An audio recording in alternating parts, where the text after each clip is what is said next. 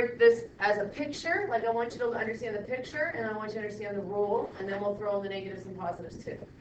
Okay, so without like any rules, let's just think of pictures. One of the really neat features of this smartboard is I could take a rectangle, for example, and draw it, and then I could divide it, and I'm going to divide it into thirds. Okay? Has anybody ever seen this last year? I know my kids probably have. Okay, so when I look at a multiplication problem, before I like go to all the rules, basically what I'm asking is I would like to get a fourth of 2/3. So if you think about that, 2/3 would be, this is 1/3, and this is another third, right? So I want to have a fourth of that. So how can I do that with a picture? Emerson? You split it like vertically. Split it vertically, right? So I could split this vertically, each one of these, just with a, you know, like I just cut it into 4 equal parts. And using Emerson's idea, the yellow part was 2/3, and I just want 1/4 of the yellow part. So I want that. Does that make sense? So like the yellow part's 2/3. So if you just think about that as a candy bar, just let me trace it over. So let's just say this is your yellow part, and I'm going to pull it out of the picture. That's my 2/3, and then I just want 1/4 of it. Wouldn't you just do this and say this is it? Right? Okay. So so in other words, this is your final answer in the picture. Okay? So if you think about that, if I count the divisions, there's 1, 2, 3, 4, 5, 6, 7, 8, 9, 10, 11, 12 divisions. How many divisions represent the final answer to this? How many pieces? 2, right? 2 twelfths. 2 of the 12 pieces. Or 1/6. So most fraction problems, when you multiply, you could put a picture to. It's very time consuming, so we don't always want to do it, but it's really good to understand that the rules that you learn really make sense in the picture. So I'm going to just add in another page here. Let's just look at another page real quick. If I just did a different problem, how about if I did 2/3 of 3/4?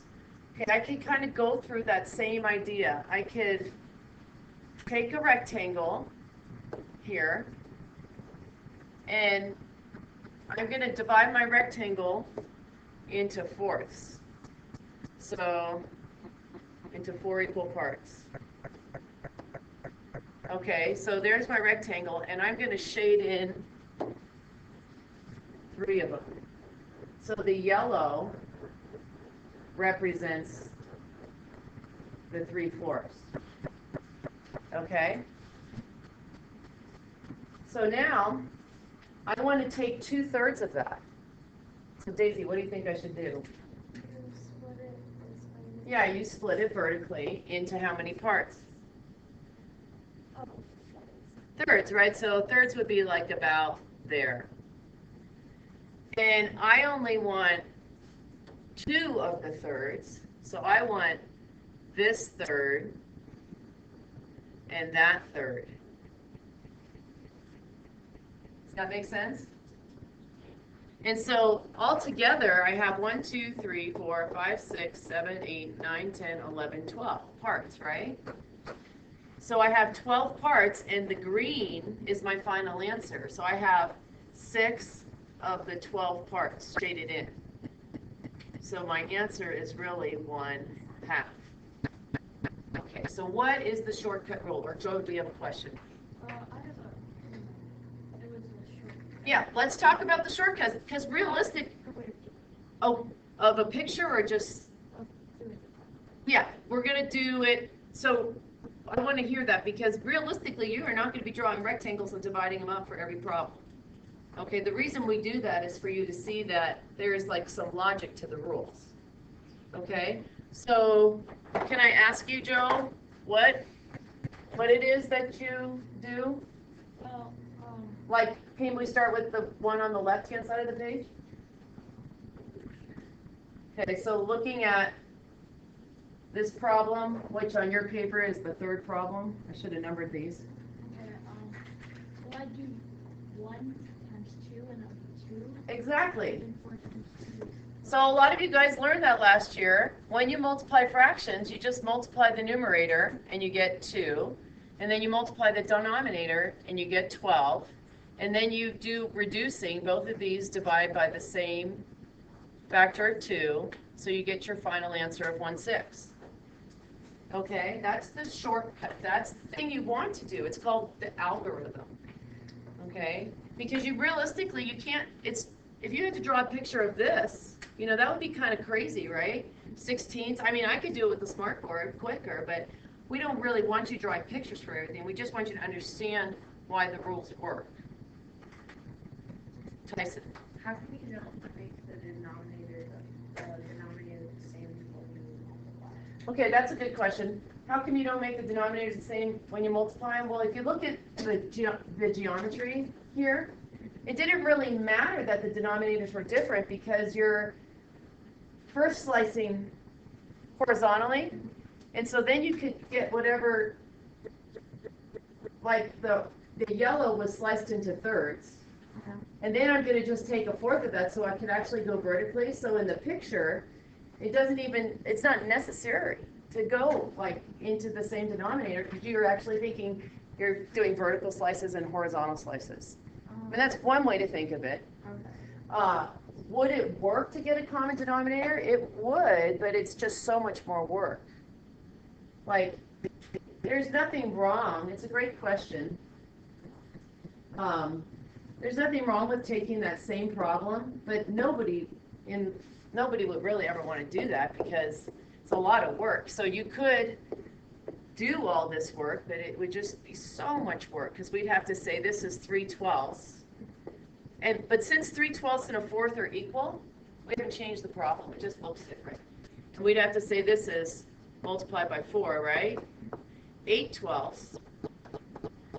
And then you could use Joe's rule, and you would get 24 over 144. And then you're like, oh, I got to reduce this, so 12 goes into both. So now I get 2 out of 12, and then do it again,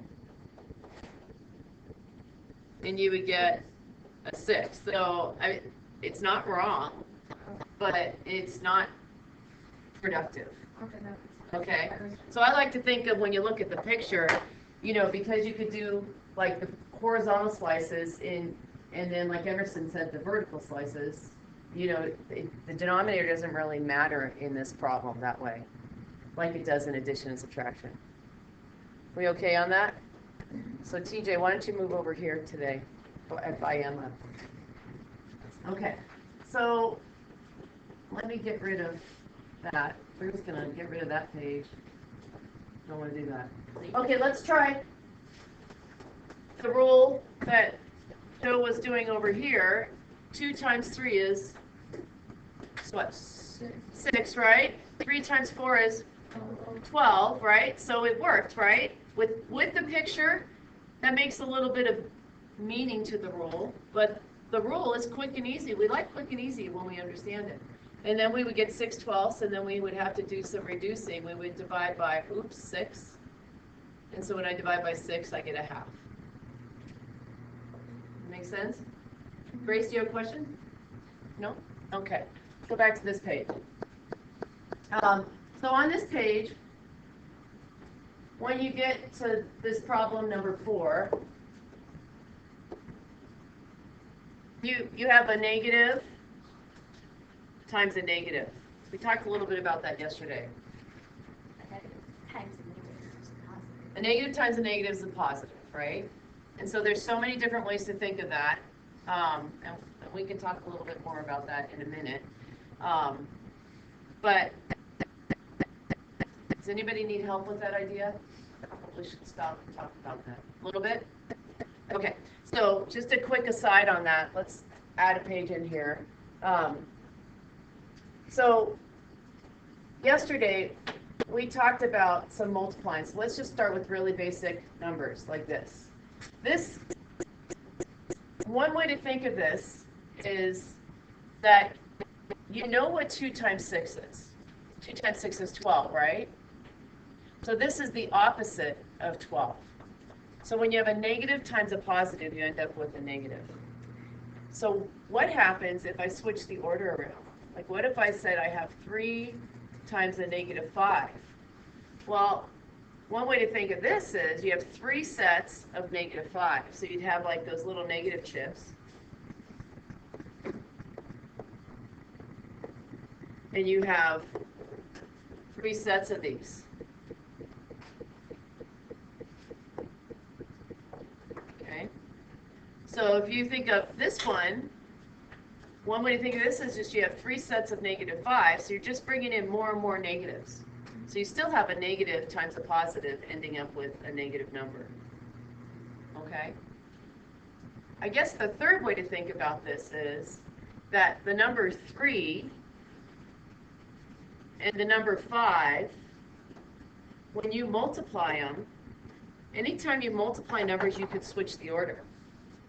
So you can always think of this as negative 5 times 3. With multiplication, that always works. So you could go back to this idea over here and say, I know 5 times 3 is 15, so this is the opposite of 15. Does that make sense? Yeah. So hopefully, raise your hand if at least one of those ways works for you. Okay. So if you believe that, then we have to go to what happens when we have a negative 5 times a negative 3. Okay? So what do you know about that, Joe? Well, Like, I don't know how to explain it, but that would equal positive 15. okay, so that's correct. It would equal positive 15.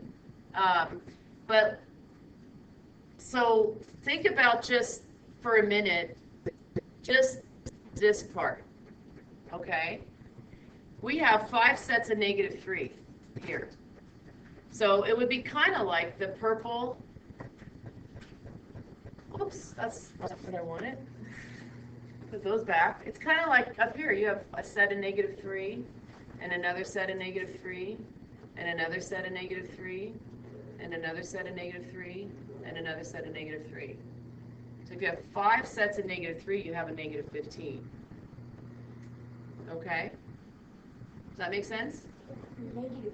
And so this negative in front here is just the opposite of that negative 15. So that's just the opposite of negative 15 is positive 15. Does that make sense?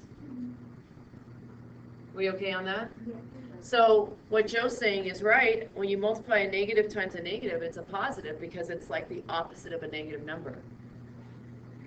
Okay? Does that help, Haley? And so if you had like, so this is what I do. Do you guys know what a toggle switch is? Like our light switch is a toggle when you switch it on and off. Okay, so what are the types of problems you had in your homework?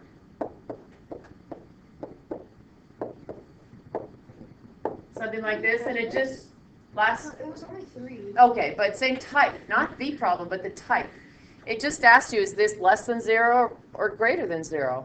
So the way I think of this is I would just say, at first, I would just say that this is going to be, if it were just one negative number, it's a negative. But now I've got a negative times a negative, so it's positive, right? But over here, it's going to be a negative.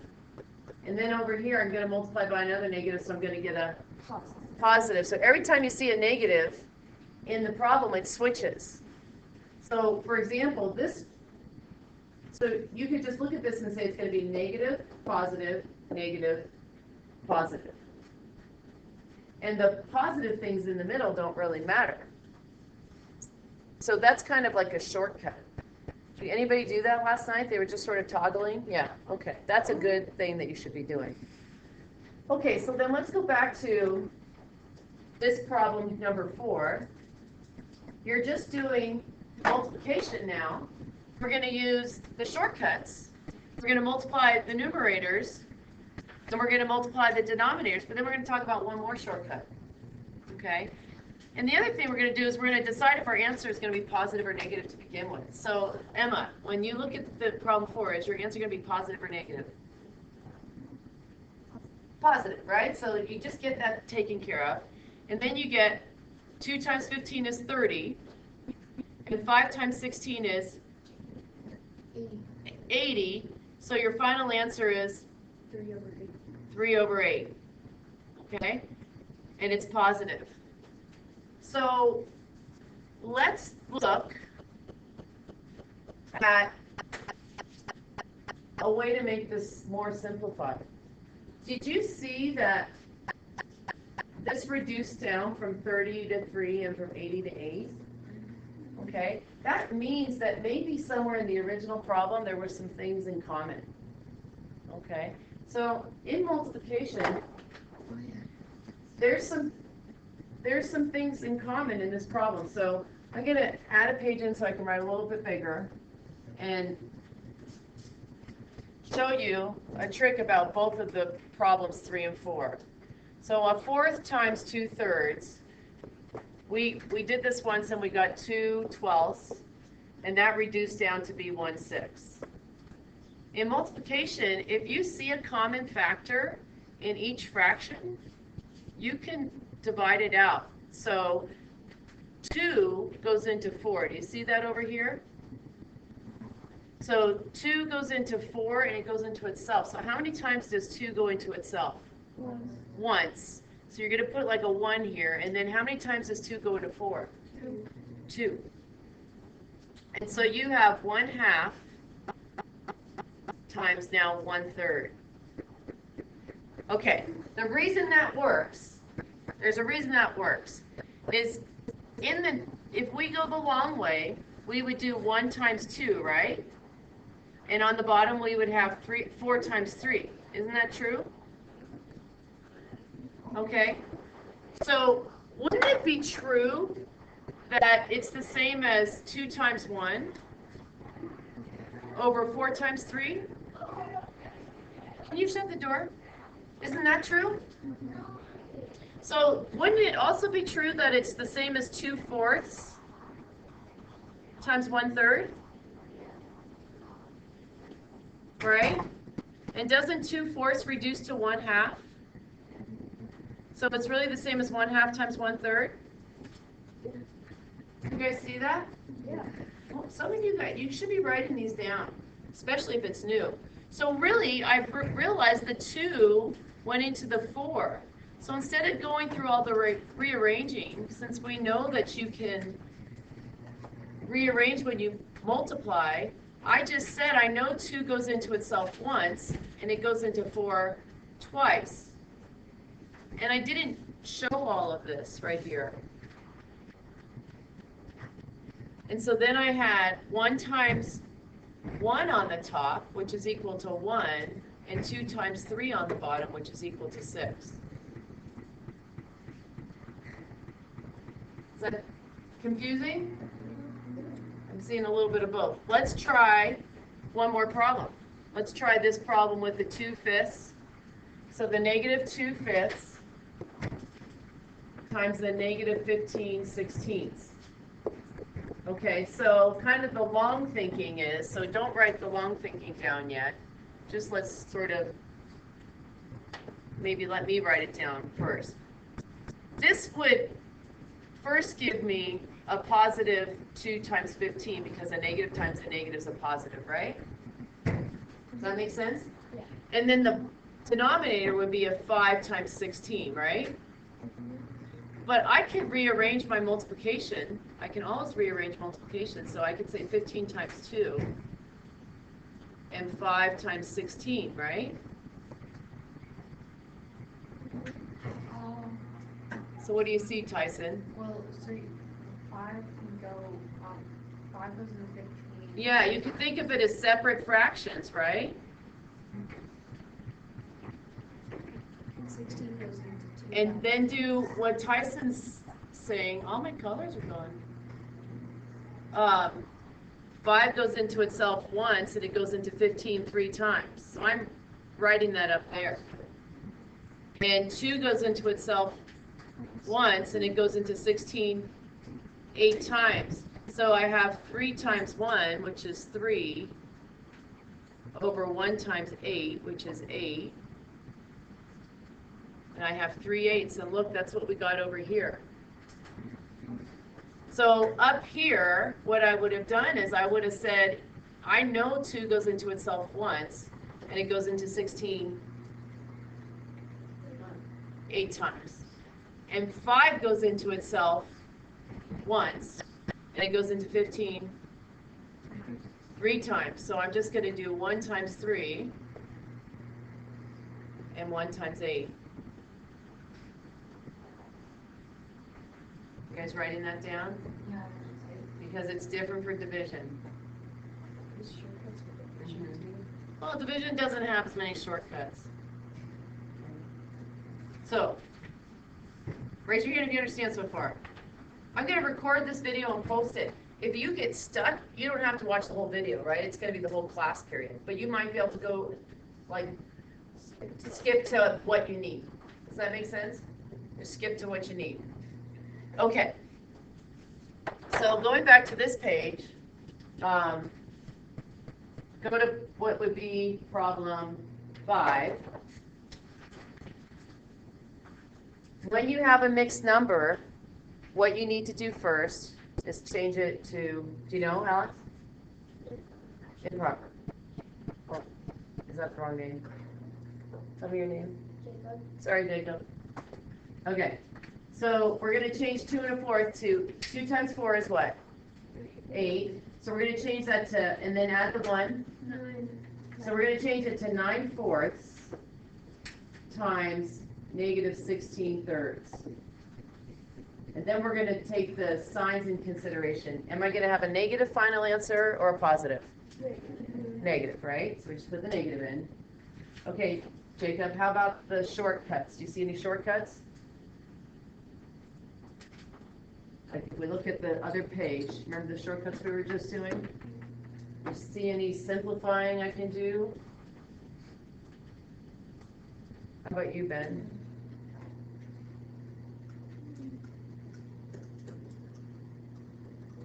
Got a peek at this.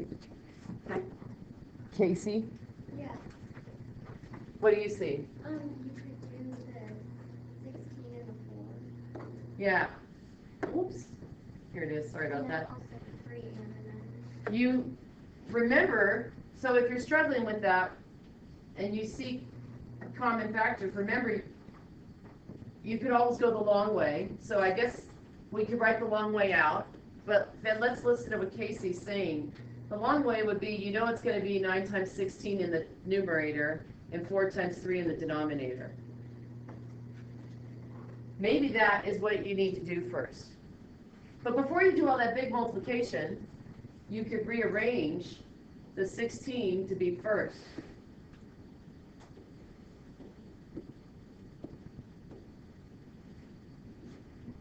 And so you could see the short way is that 4 goes into 16 how many times? 4, and it goes into itself how many times? 1. Okay, and 3 goes into 9 how many times? 3. And it goes into itself once. And so really we're just going to do 3 times 4, which is 12. And we still have that negative.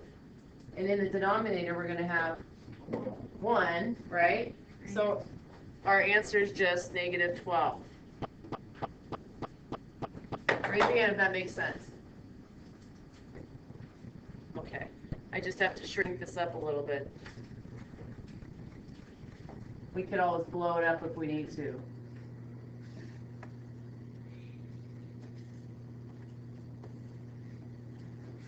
Okay. So, then I have more room to work. Last multiplication problem. Why don't you guys do that one yourself? Right here. Number 6. And I'll do my attendance.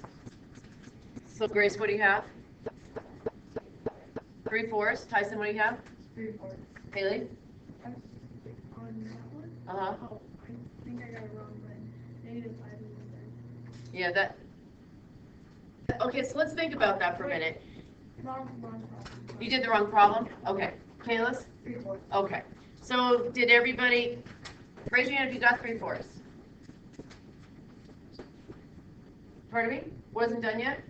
Did you do a mixed number? You're gonna have to do a mixed number here. Okay, so if you didn't, that's your first step. You wanna do this, right? And look, Ben, when you do that, it becomes a pretty easy problem because you can do the simplifying, right? Yes, I got 3. just plain 3. Yes. So did you do the mixed number for 2 1/4? Yeah. I think I may add it in 3. Okay, so you do 2 times 4 and you get 8. Add 1 and you get 9. Okay, and so you have your mixed number 9/4. 3 and 1, 4. So your next step, is that what you're giving me? I think it would be like, the answer would be like 3 and 9. So let's see, because you could divide 3 into 9, right? Yeah. How many times? 3. And into itself? Oh, 1. Okay, so now what's 1 times 3? 3. And what's 1 times 4? 4. Does that help? Okay, so the answer is 3/4. Okay. All right. Alex, we okay? Mhm. Got this? Jake? Yeah, I got it. Practicing names. Okay, we're gonna, so let me just tell you guys, I have an all-day meeting tomorrow at the district for my new geometry books. So tonight you don't have division in your homework, but I'm gonna teach it to you because tomorrow you have a substitute and she's good. But I want to teach you this so you could make sure that when you come in tomorrow, you know the skill you need. Does that make sense? So I'm sort of moving away from your booklet for the day, but you can still do the book. The book section today was multiplying rational numbers, fractions, and mixed numbers. And tomorrow it's dividing. Okay, so we're going to look at dividing, and we're going to start with the same idea. Okay? This is way harder to visualize, though. Way harder. So I want you guys to try to stay with me on this. In fact, it's probably best. So what we're saying in this problem is we want to take 3/4 of something and divide it into 8ths. Okay? So basically what we want to see, so let me ask you something. If I told you I wanted to take 2 and divide it into by halves, I wanted to take 2 and divide by halves, what's your gut feeling on that answer? Yeah. 1. What's another gut feeling? 1. This is even for a grown-up, even math teachers sometimes have a hard time with this one. What's your gut feeling? 1. Okay. But I'm taking 2 and so let me ask you this. So when I say 4 divided by 2, you're taking 4 things, right? And you're finding how many groups of 2 there are, right? If I said 6 divided by 2, you're taking 6 things, and you're finding how many groups of 2 there are, right? I'm saying take 2 whole things, and you're trying to figure out how many groups of half there are. There's 4 groups. Yes, it's 4. Grace. Oh. So it's harder. Very good that you figured that out because you're taking two things. Okay, so let's say we just take two rectangles and we're figuring out how many halves are in there. How many halves are in those two rectangles? So guys over here, Evan, Joe, let's try to stay with the picture for a minute. There's 4 halves in there, right? Yeah. So it's kind of like, It's like reverse thinking. okay. So Tyson asked earlier about common denominators. A lot of people don't use common denominators in division, but actually it works really nice. So even if you learned another way, I want you to think about this for a minute. If I think of this as 2 over 1 divided by a half, I want to figure out how many halves are in 2. So I'm going to change this to make it in halves. I have 4 halves. Isn't that the same as 2? Yeah. So if I do 4 halves divided by 1 half, since the denominators are the same, all I need to do is divide the top. I don't want to hear the or yet. There's other ways. So let's stay with one way before we go the other way. Because there's definitely other correct ways. And especially if you have a correct way, you should be listening even more instead of just putting your head down and saying, I've learned a way and I'm going to roll with it. So I want you to look at this problem here. I have 3/4 and I'm dividing it by -1/8. So first of all, the negative, you just get rid of right away. Is the answer going to be negative or positive? Because it's like multiplication. So it's a positive times a negative, so in the end you're going to have a negative. Does that make sense? Yeah. And I'm taking 3/4 and I'm trying to see how many eighths are in there. Wouldn't it be easier if I made my 3/4 into eighths? So my 3/4 is the same as how many eighths? 6. Yeah, so 6/8. How many broke it into 1/8? How many eighths are in 6/8? 6. You just do 6 divided by 1. It's really different than the flipping of the fractions. How many learned the flipping of the fractions? We're not going to do the flipping of the fractions today. Okay? I want you to try to do division for a day, that's being tomorrow, with common denominators. Okay, so there's nothing wrong with the flipping of the fractions, but this is a little more conceptual. So if we think about the picture a little bit more, we had a rectangle, and I had that rectangle divided into fourths.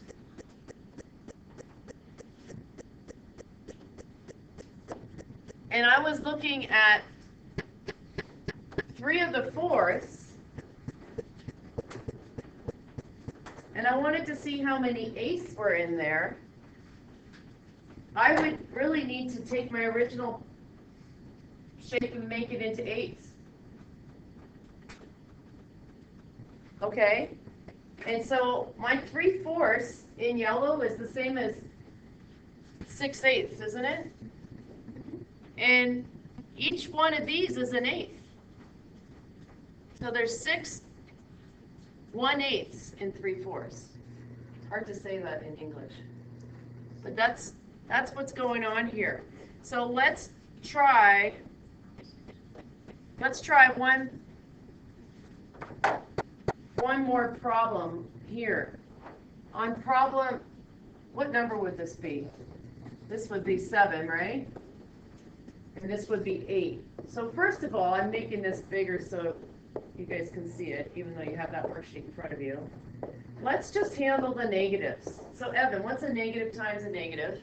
A negative times a negative is positive. So a negative divided by a negative would also be the same. Multiply and divide work the same. Okay, so we know we're going to have a positive answer.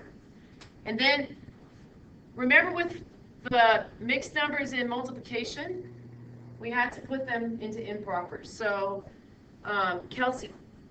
Carrie, can you do that for me? Make this an improper.